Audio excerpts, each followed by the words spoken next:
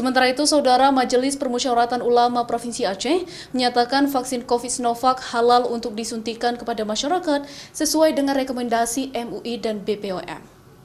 Wakil Ketua Majelis Permusyawaratan Ulama Provinsi Aceh untuk vaksin COVID-19 Sinovac yang akan disuntikan kepada masyarakat dinyatakan halal dan suci.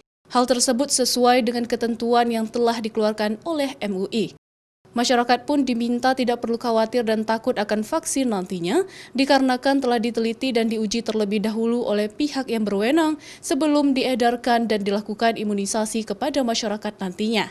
Makanya fatwa MUI itu menyatakan suci dan halal itu memang yang kita harapkan dan kita idam-idamkan berdasarkan hasil audit yang dilakukan.